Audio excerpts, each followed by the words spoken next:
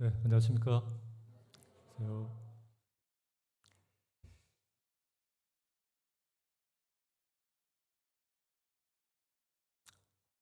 이 신명기 6장을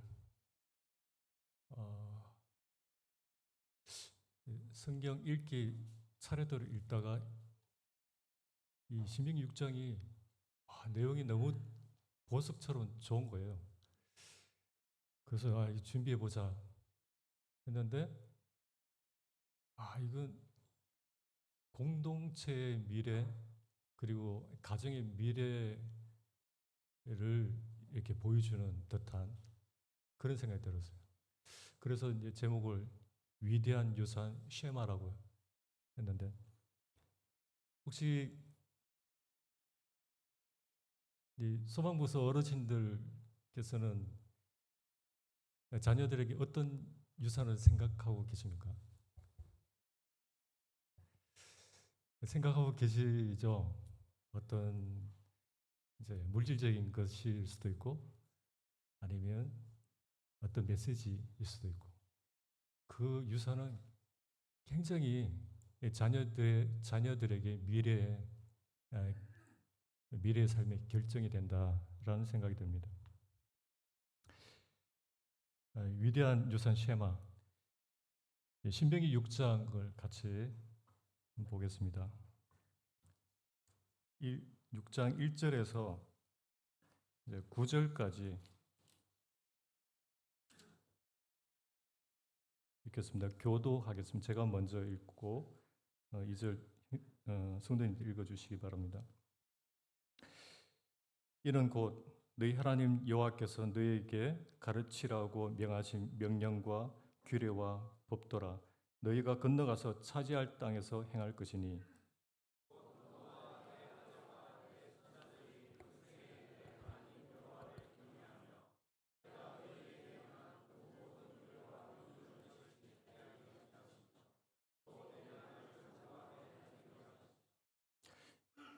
이스라엘아, 듣고 삼가 그것을 행하라. 그리하면 네가 복을 받고 네 조상들의 하나님 여호와께서 네게 허락하신 같이 젖과 꿀이 흐르는 땅에서 네가 크게 번성하리라.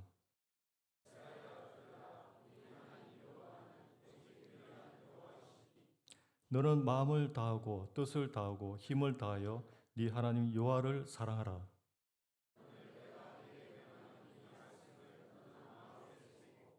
네 자녀에게 부지런히 가르치며 집에 앉았을 때에든지 길을 갈 때에든지 누워 있을 때에든지 일어날 때에든지 이 말씀을 강론할 것이며,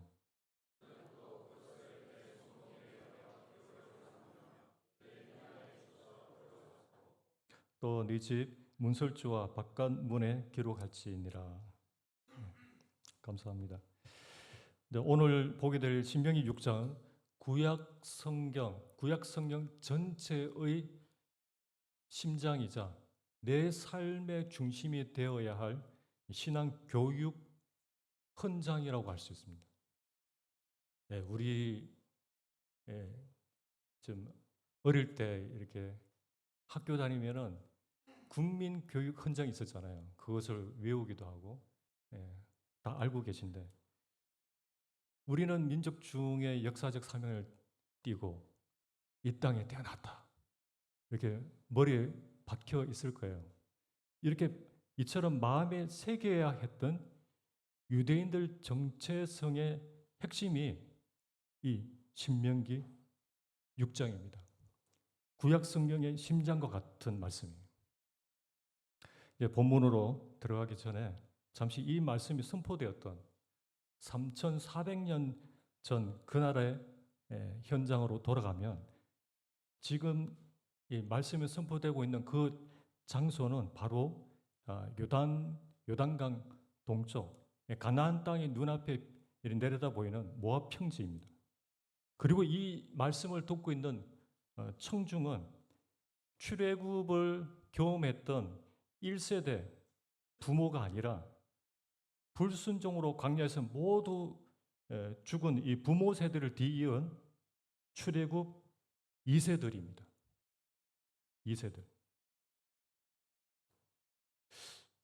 2세들. 그들은 이제 눈앞에 이제 이 요단강만 건너면 그토록 그리던 이 약속의 땅으로 들어가게 됩니다. 하지만 그곳에는 철병거와 또 거인들, 이들이 버티고 있는 한마디로 전쟁터였습니다.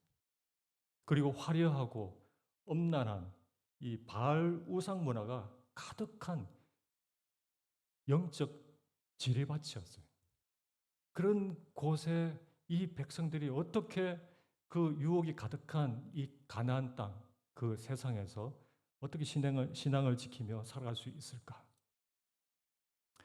6장인데 5장에는 하나님께서 이 이스라엘 백성들과 다시금 십계명을 통해서 하나님이 백성들과 언약을 맺습니다. 그리고 7장에서는 이스라엘 백성을 향해서 너희는 특별한 백성이다, 시굴라 백성이다 라고 이야기합니다. 이 십계명을 통해서 언약을 맺고 난 뒤에 이 모세가 이 백성들과 마지막 떠나기 전에 모세가 다음 세대에게 물려줄 최고의 유산을 이제 물려주는데, 그것은 무기도 아니고 군사력도 아니었어요. 오늘 말씀을 이 본문을 통해서 이 세상 속에 살아갈 이스라엘에게 남겨준 이 쉐마, 함께 요 네 가지 쉐마를 살펴보겠습니다. 무엇일까?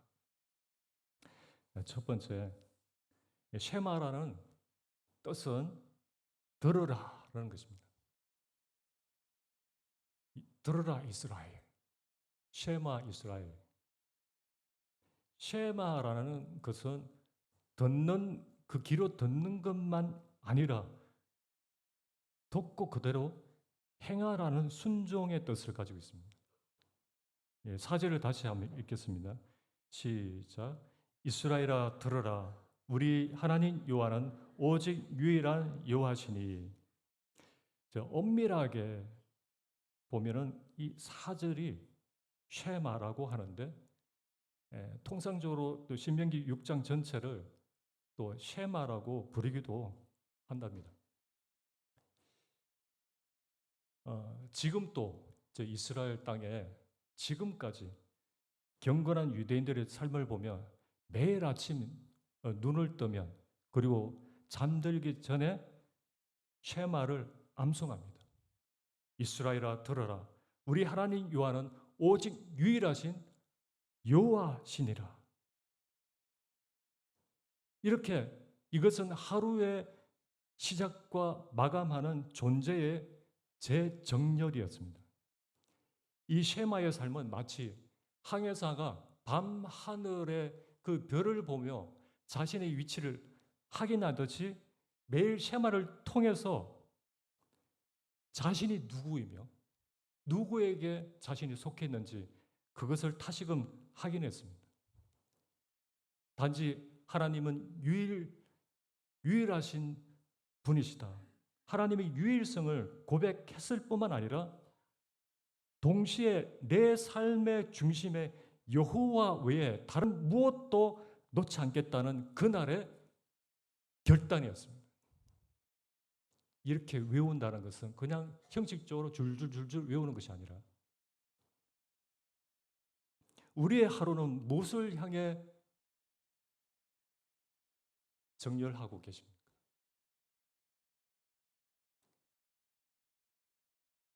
무엇을 향해서 정렬하고 계십니까? 어떤 식으로, 아니면 어떤 식으로 재정렬을 하고 계신지. 이스라엘 백성들은 이렇게 했습니다. 우리는 어떻게 하고 있는가?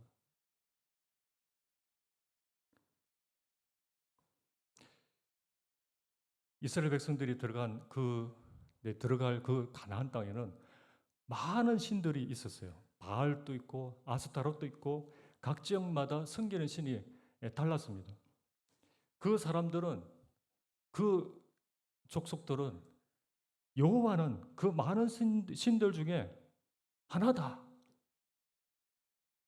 그런데 이 쉐마는 그 생각을 정면으로 부숴버립니다. 다신론에 대한 정면 선전포고라는 것이죠. 여호와만이 하나님이시다. 그들은 이 신신겠다가 저 신신겠다가 막 그러잖아요. 이스라엘 백성들은 오직 여호와만이 유일신이다. 이거 타협할 수 없는 부분이라는 거죠.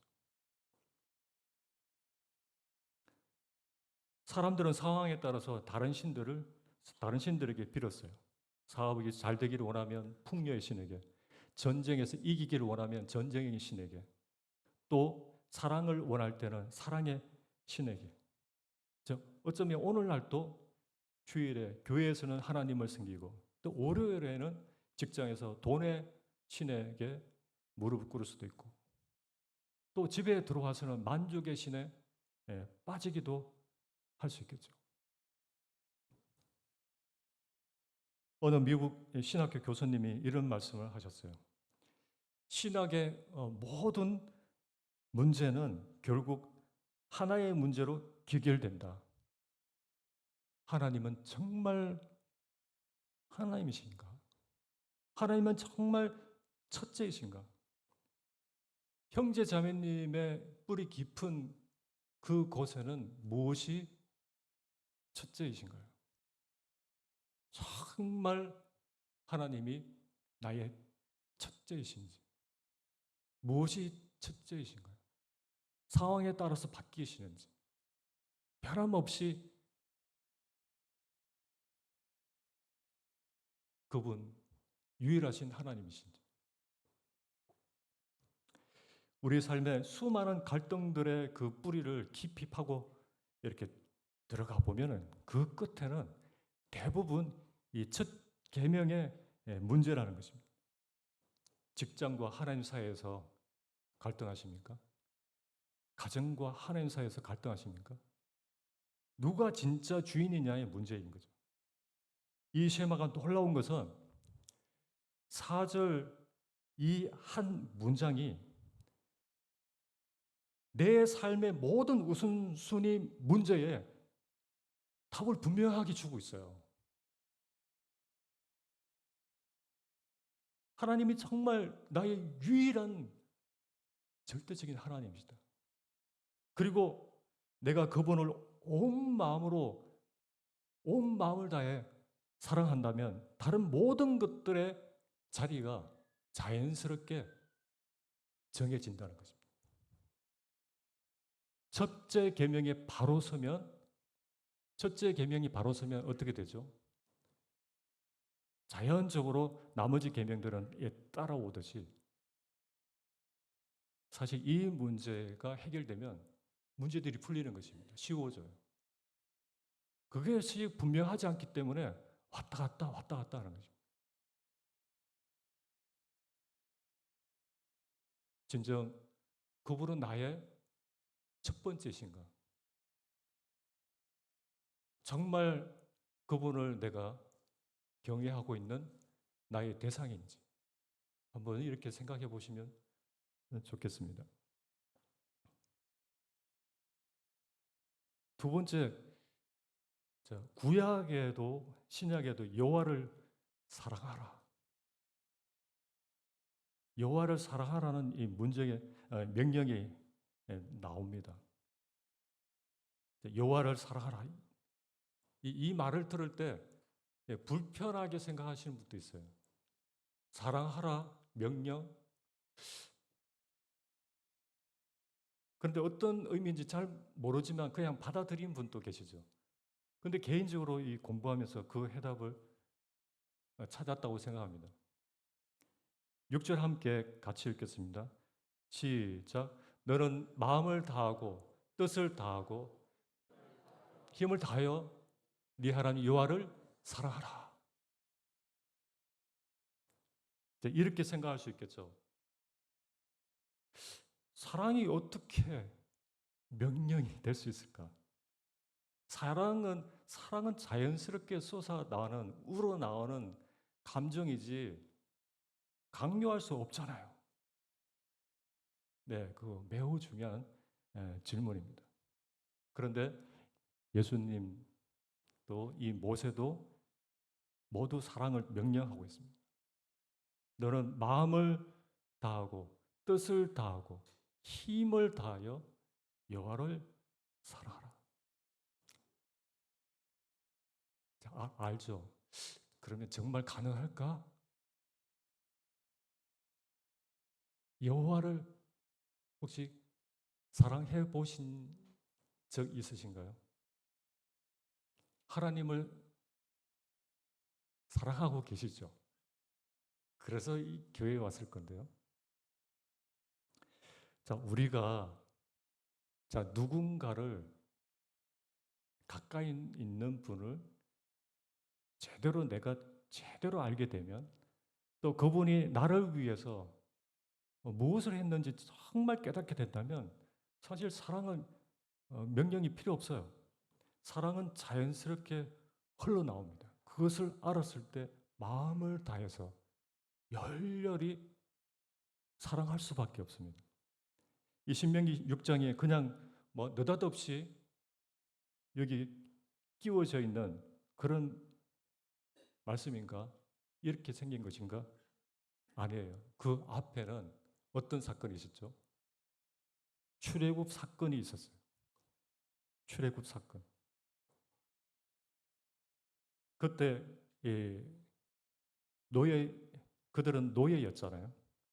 노예였던 그들을 하나님께서 먼저 그 애굽에서 건져내 주셨어요. 그리고 먼저 백성들과 언약을 맺으셨어요. 그리고 먼저 사랑하셨어요. 그래서 쉐마의 명령은 그 은혜에 대한 응답으로서의 사랑입니다. 하나님이 먼저 이스라엘을 사랑하셨어요.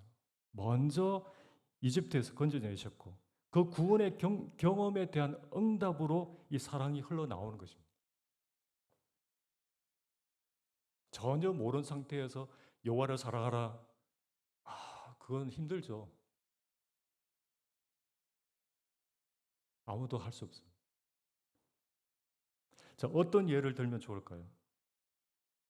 제가 남편으로서 아내를 위해 여러 가지 많은 일들을 이제 하고 있는데 만약 이것들을 안 하면 아내가 떠날 거야.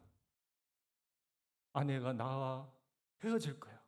라고 생각한다면 그 결혼은 이미 감옥입니다. 감옥. 이것은 규칙에 의한 결혼입니다. 그러나 만약 나의 아내가 나를 이토록 정말 사랑하고 있다는 그 사실을 내가 알았을 때 어떻죠? 나도 아내를 기쁘게 해주고 싶은 그런 마음이 자연스럽게 흘러나오는 것입니다. 똑같은 행동이라도 그 결혼 생활은 기쁨이 될 것이고 천국이 될 것입니다. 하나님을 향한 우리의 순종도 그래야 합니다. 처벌이 두려워서가 아니라 먼저 사랑해 주신 그분께 대한 감사와 사랑에서 흘러나오는 순종, 예배가 여기 신명기 6장이 요청하는 것입니다. 엄마가 거의 다 부모님이신데 엄마가 시켜서 아니면 남편 눈치 때문에 어쩔 수 없이 하게 되면 딱 그거 하나만 딱 하잖아요. 그렇죠. 억지로 이렇게. 그런데 아내를 사랑하고 자녀를 사랑함으로 자원해서 하게 되면 어떻죠? 전에 보이지 않는 많은 일들이 보입니다. 또 힘들지가 않아요. 즐거워요. 그렇지 않나요, 형제님들? 그렇죠. 예. 힘들지가 않아요. 사랑하면 그렇습니다.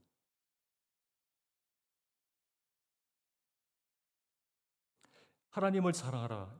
이 명령이 왜 첫 번째 계명인지 이해를 돕기 위해서 탕자 이야기를 보면 많은 그리스도인들이 이제 하나님께 순종하는 그 순종의 동력이 무엇인지 아세요?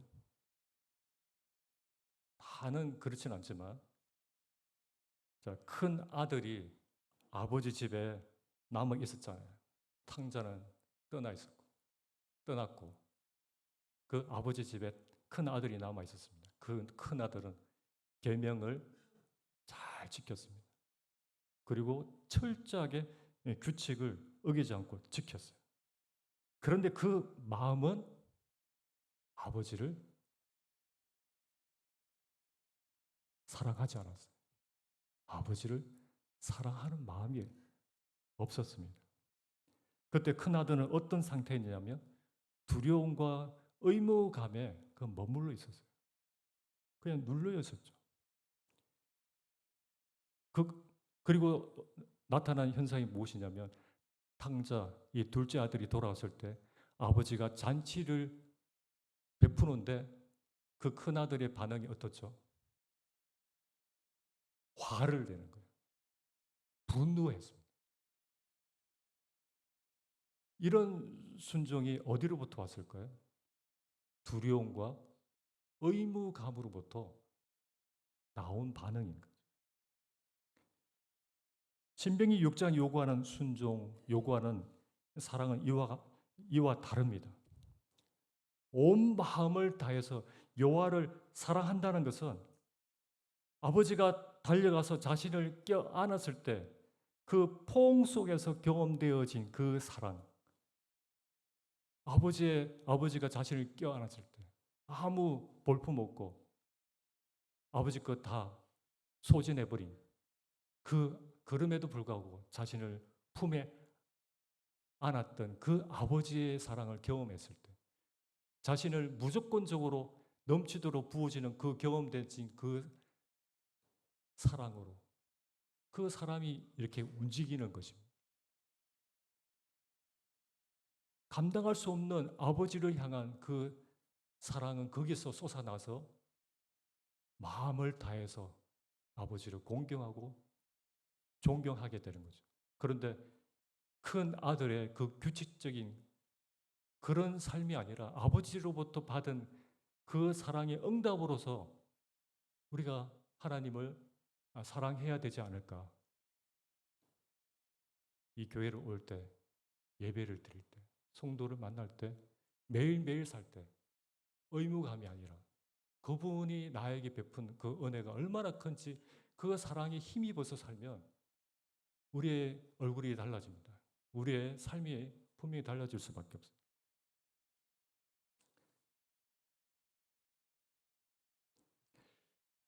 세 번째,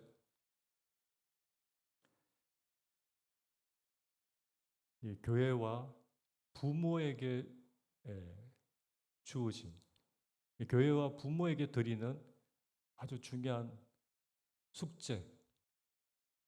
숙제입니다. 매우 중요한 내용인데요. 유대인들은 어떻게 그 수천 년 동안 나라를 잃고도 떠돌면서도 어떻게 이 민족의 고유한 정체성, 그들의 문화, 언어, 그들의 정신 그런 것을 잃지 않고 그대로 지킬 수가 있었을까요? 그 비밀이 그 답이 신명기 6장인데 6절에서 9절 같이 읽도록 하겠습니다. 시작. 오늘 내가 네게 명하는 이 말씀을 너는 마음에 새기고 네 자녀에게 부지런히 가르치며 집에 앉았을 때든지 길을 갈 때든지 누워 있을 때든지 일어날 때든지 이 말씀을 강론할 것이며 그것을 네 손에 메어 기호로 삼으며 네 미간에 붙여 표로 삼고 또 네 집 문설주와 바깥문에 기록할지니라. 사사기 2장을 보면 그 세대 사람도 이제 부모죠. 출애굽 1세대. 그 세대 사람도 다 그 조상들에게로 돌아갔고 그 후에 일어난 자녀, 다른 세대는 여호와를 알지 못하며 이것은 신앙이 그 한 세대에서 끊겨버렸다는 말씀인데 왜 그렇게 됐을까요? 그 이유는 신명기 6장의 명령을 이스라엘 백성들이 지키지 않았기 때문이라고 봅니다. 7절에 보시면 부모에게 말합니다. 네 자녀를 어떻게 하라? 부지런히 가르치라. 부지런히 가르치라는 원어를 보면 딱 한 단어로 되어 있어요. 부지런히 가르치라. 샤난이라고 되어 있습니다. 샤난. 날카롭게 새기다. 반복적으로 연마하다. 계속 칼을 갈듯이. 반복적으로 연마하다. 자, 우리는 종종 자녀 교육이 이 교실에서 일어난다고 생각하곤 하잖아요. 정해진 시간, 정해진 교재, 정해진 선생님이 가르치는 것. 그런데 이 신명기 6장은 전혀 다른 그림을 보여주고 있어요. 완전 달라요. 7절에 보면 앉아 있을 때, 길을 걸을 때, 누울 때, 또 일어날 때, 이건 뭘 의미할까요? 뭘 의미할까요?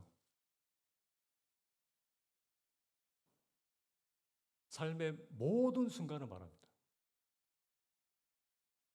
삶의 모든 순간. 신앙 형성이 일상의 반복 속에서 일어난다. 저도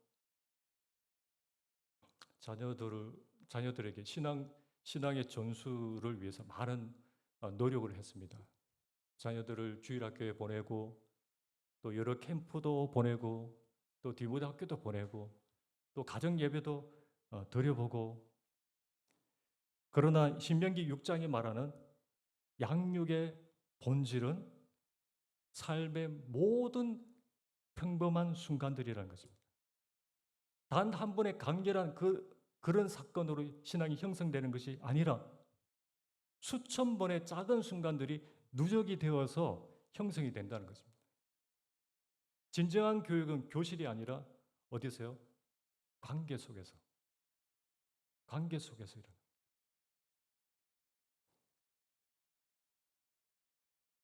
일부 때는 부모님들이 없어서 답을 좀 두려워하던데. 제가 퀴즈 하나 내보겠습니다. 하나님께서 세우신 첫 번째 가정은 무엇일까요?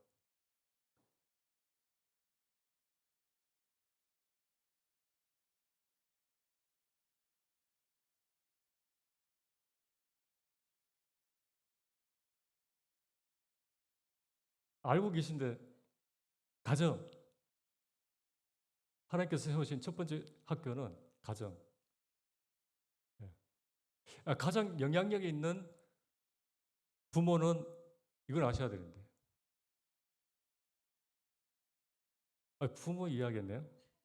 가장 영향력 있는 선생님은 부모입니다. 답을 이야기합니다. 여기 서 있으면 좀 그렇게 되거든요. 하나님께서 세우신 첫 번째 학교는 가정이고, 가장 영향력 있는 선생님은요, 주일학교 교사 선생님들도 기여합니다. 못지않게 너무나 중요한 선생님 역할은 부모라는 것입니다. 그러면 부모가 어떻게 하라는 거죠? 앞에 보면 앉아 있을 때, 누웠을 때, 또 길을 갈 때, 일어날 때 어떻게? 자녀와 밥상머리 대화를 하면서 하나님이 얘기를 해버리시는 것입니다. 혹시 식사하면서 침묵 가운데 계시질 않나요? 하나님 얘기를 한 번이라도 해보신 적 있으신가요? 또 저희 애들은 다 커가지고 어려운데 잠자리에 같이 누워서 짧은 대화를 해주는 거예요. 또 짧게 기도도 해주고. 그리고 차를 타고 가다가 저 멀리 아름다운 일몰을 바라보면서 저건 하나님께서 만드신 거야 라고 이렇게 얘기해 주는 거예요. 이런 모든 순간들이 모여서 신앙이 형성이 되는 것입니다. 특별히 아이들을 학교에 데려다주는 차 안에서, 함께 마트로 가는 길에서, 또 교회로 가는 그 10분 동안, 그 시간에 아이들과 나누는 그 대화는 어쩌면 성경 공부 시간보다 더 놀라운 교육이 될 수가 있습니다.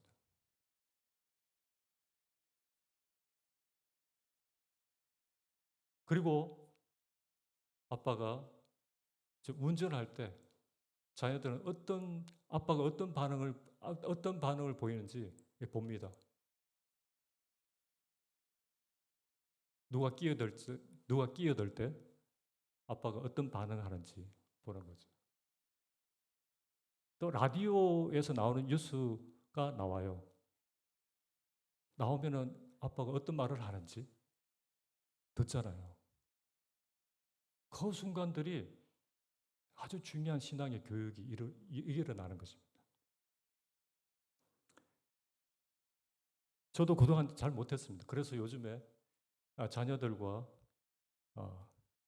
대화를 하려고 어, 많이 못했습니다. 그들의 생각을 존중해주고 귀를 기울이고, 그래서 차 안에서 또 식탁에서 이렇게 대화를 하면서 좀 보내고 있어요. 약간 좀 많이 미숙했거든요. 조금 나아졌습니다.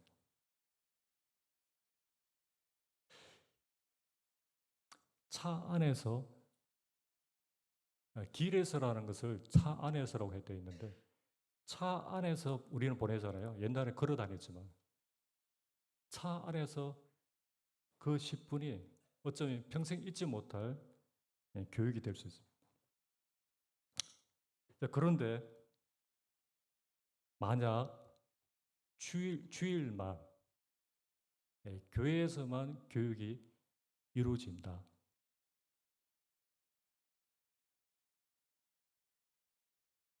자녀들은 어떤 생각을 할까요? 아, 신앙과 삶은 따로구나.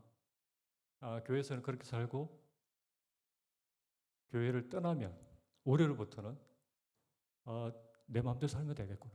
이렇게 각인이 될 수 있다는 거죠. 그러니까 주일날 교회 학교 매우 중요합니다. 그것과 동시에 가정에서도 일어나야 되는 거죠. 동시에. 그것이 교회의 미래고 우리 가정의 미래라는 것입니다.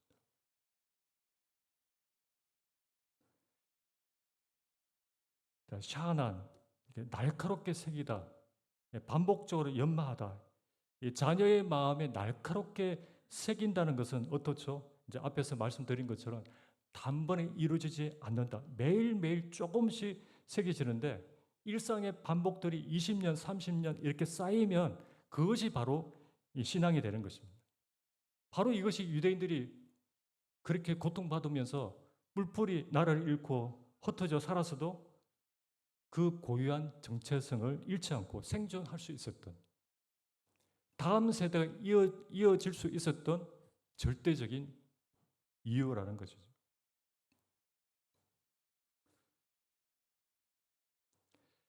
20절 같이 한번 읽어보겠습니다. 시작.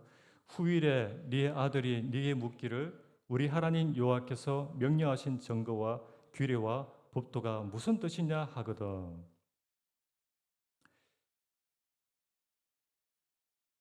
보통 부모가 묻는데 자녀가 먼저 부모에게 묻고 있어요.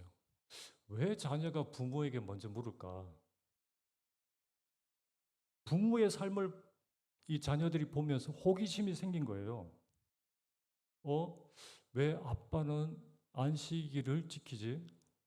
매일 한 번도 빠지지 않고, 매번 빠지지 않고 절기를 지키고 있는 것이지. 우리는 왜 그렇게 특별한 삶을 사는 거지?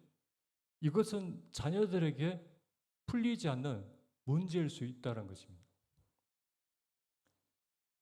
이런 질문. 그런데 이런 질문이 있을 때 저는 개인적으로 가장 양육하기 좋은 기회라고 여겨져요. 아빠, 우리는 왜 매주 교회 가요? 어떤 답을 주시겠습니까? 이런 질문을 할 때. 아빠, 우리는 왜 이런 식으로 살아가야 해요? 여기에 부모로서 어떤 답을 주면 좋을까요?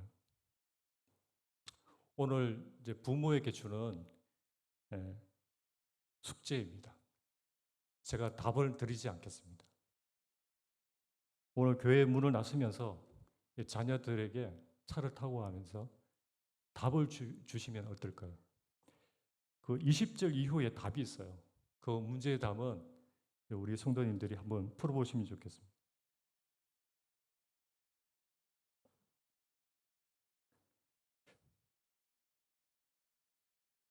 네, 끝으로 신명기 6장에서 이 모세 마음속에 걱정이 가득해서 참 떨리는 마음으로 이 메시지를 말하고 있는데 그의 심중에 가장 염려되고 두려운 한 가지가 나옵니다. 10절에서 12절까지. 그것은 무엇일까요? 자, 10절에서 12절 같이 읽겠습니다. 시작. 네 하나님 여호와께서 네 조상 아브라함과 이삭과 야곱을 향하여 네게 주리라 맹세하신 땅으로 너를 들어가게 하시고 네가 건축하지 아니한 크고 아름다운 성읍을 얻게 하시며 네가 채우지 아니한 아름다운 물건이 가득한 집을 얻게 하시며 네가 파지 아니한 우물을 차지하게 하시며 네가 심지 아니한 포도원과 감람나무를 차지하게 하사 네게 배불리 먹게 하실 때 너는 조심하여 너를 애굽 땅 종되었던 집에서 인도하여 내신 여호와를 잊지 말고 네가 뭐 하지 아니한 네가 하지 아니한 네가 하지 아니한 네가 하지 아니한 신명기 전체를 관통하는 두 축이 나옵니다. 잊지 말라, 기억하라. 모세는 이 백성들과 떠나기 직전, 헤어지기 직전 이 가나안 초입에서 경고합니다. 조심하라. 네가 배부를 때 가장 위험한 때다. 이 경고는 참 3,400년 전이지만 놀랍게 지금과 똑같아요. 이 사탄이 절기는 아주 쉬운 방법이죠. 오늘날 하나님을 잊은, 하나님을 떠난 많은 사람들이 고난 때문에 떠난 것이 아닙니다. 무엇 때문일까요? 너무 바빠서, 너무 편해가지고, 너무 성공해서 하나님으로부터 점점 멀어지고 잊혀지고 떠나게 되는 거죠. 고난 속에서는 아무도 하나님을 잊지 않아요. 왜?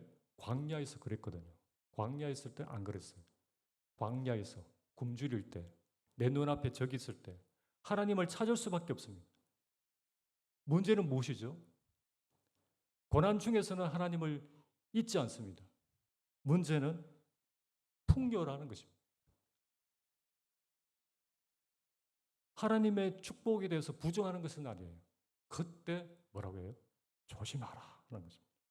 조심하라. 먹을 것이 충분하고 냉장고에 차고 넘치고 집도 있고 안전이 보장되면 인간은 자연스럽게 누구나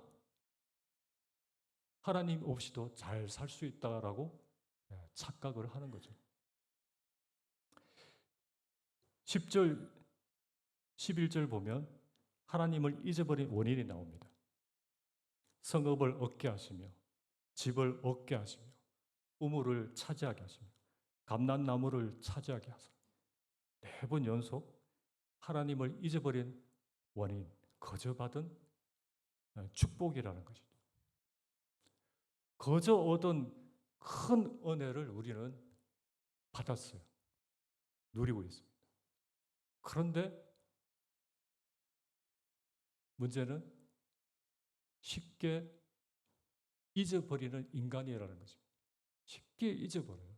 그래서 매주 우리가 그분을 잊지 않고 그분을 떠나지 않기 위해서 하나님이 떡과 잔을 통해서 예배를 드리는 이 귀한 이 한날을 주신 것이죠.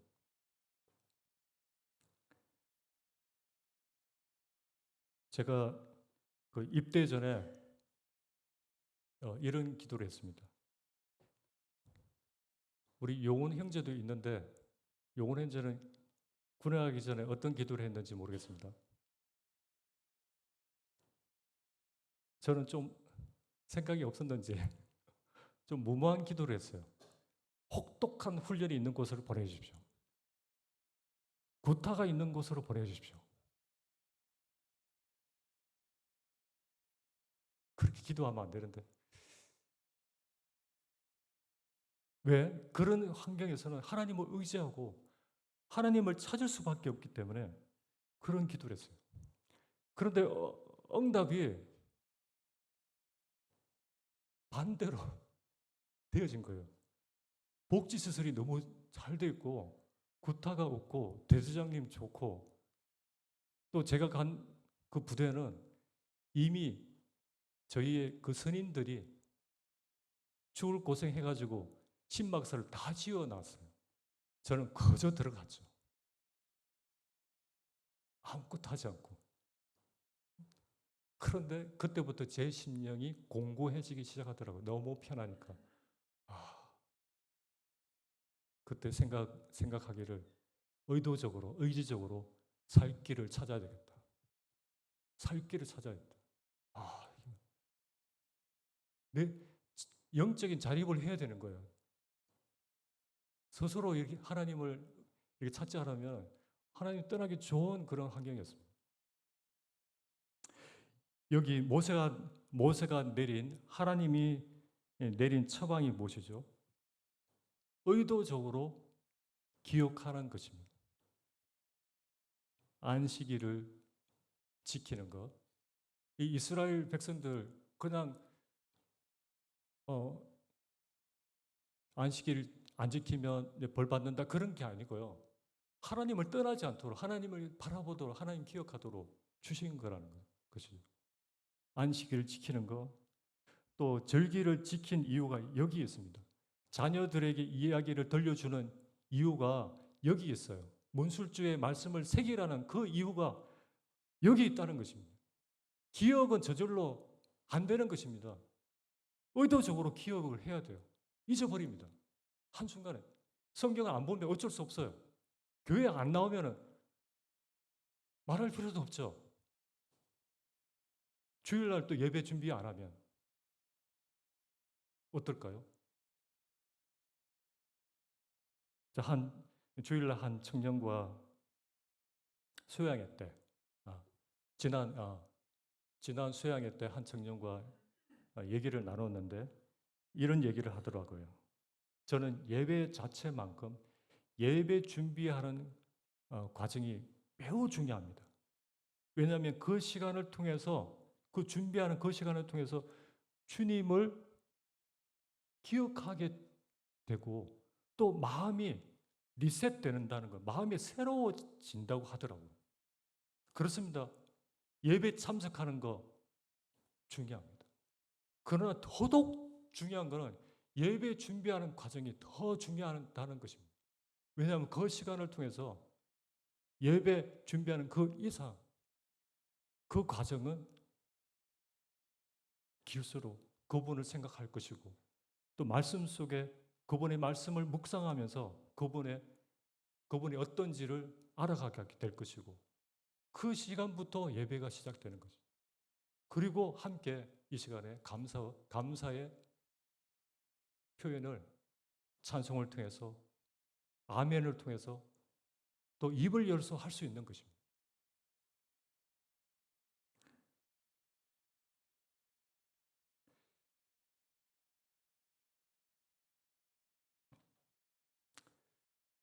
신명기 6장은 3,400년 전 말씀이지만 오늘 앉아 계신 그리고 저를 포함해서 우리를 향한 말씀이라고 여겨집니다.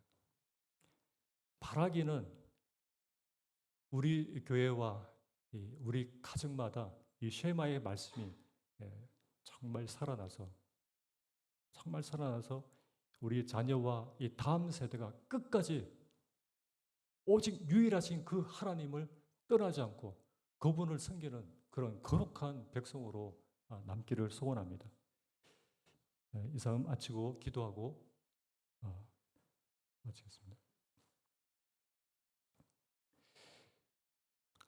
아버지 하나님 감사합니다. 이스라엘 백성들을 향한 메시지이며 또 우리에게 향한 이 땅의 가난과 같은 이 세상에 살아갈 우리에게 향한 주님의 쉐마의 말씀을 마음에 새겨질 수 있도록 도와주시기를 원합니다. 건강한 이 교회를 통해서 참 주님이 영광 받으시기를 원하며 예수 그리스도의 이름으로 기도드립니다. 아멘.